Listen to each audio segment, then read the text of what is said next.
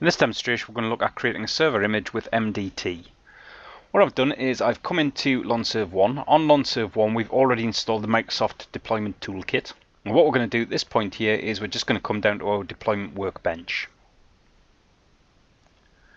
So as we can see here, we're using MDT 2013 Update 2.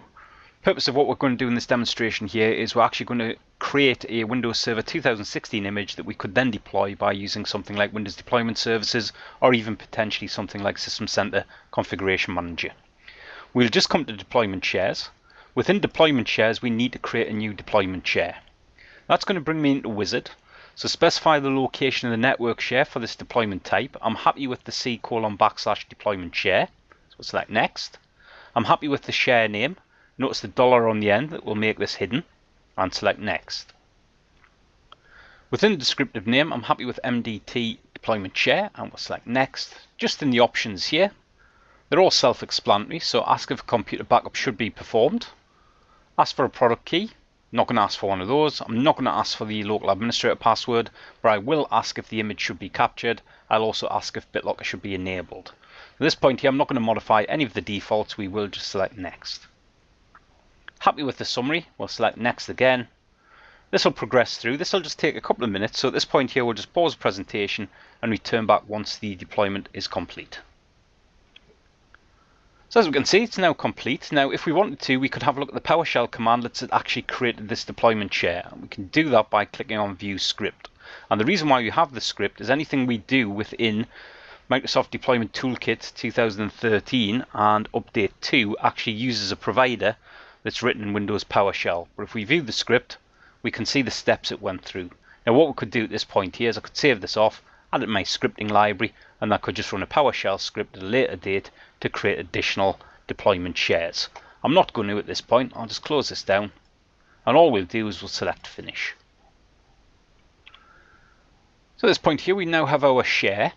So if we right click on our share and have a look at the properties, what we can do within the properties is we can come in and we can modify some of the settings if we wish. So the general page just gives us general information. We've got the description. Could put comments in here if we wished. We can see the UNC path for the file share. We can see the local path. We can see the platforms, and I could enable multicast if I wished, but it would require Windows Server 2008 R2 Windows Deployment Services or above. We do have Windows Server 2016. I'm probably just going to deploy these one by one, so we'll leave that tick box turned off. If we come to the Rules tab,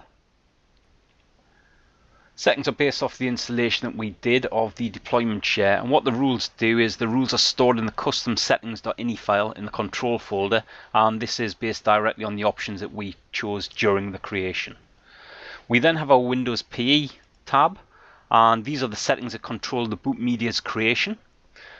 So if we have a look down here, we've got x86 and x64. PE is pre-boot environment.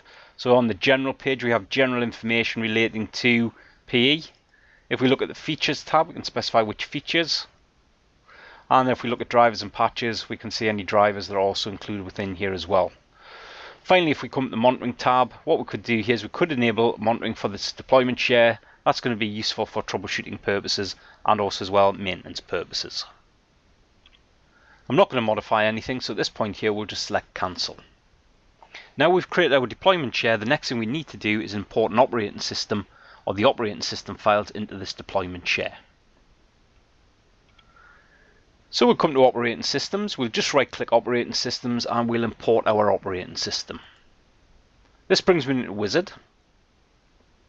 What I'm going to do at this point here is I will import a full set of source files, but the other options we've got custom image file, so from a captured WIM, the mouse we've created, or we could import a Windows Deployment Services image as well. Like I said, we're going to go for a full set of source files and select next. We then need to specify the source directory. Just specify the E drive where I've actually inserted the DVD, and we'll select next. That brings us down to destination, so you notice it did skip a few steps based off the fact I've told it to import all the files. So in the destination directory name, what we'll do at this point here is we'll just modify this to make it a little bit easier to read. Just going to modify it to say Windows Server 2016 x64, and then we'll select our next button. Have a quick look through the summary. We're happy with everything in the summary, and we'll select next again. And as we can see, it's now performing the operation import. So as you can imagine, this can be quite a lengthy process. So what we'll do at this point is we'll just pause the presentation and return back once the import is complete. So we've now imported the files, and again we can view the script if we wish, but we won't at this point here. All we'll do is we'll just select our finish button.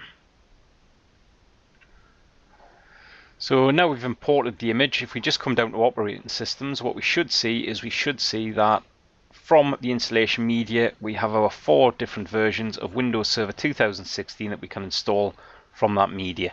So what we've got Server Data Center and Data Center Core, and we've also got Standard and Standard Core Edition. And that's the end of this demonstration of importing an image into Microsoft Deployment Toolkit. Thank you.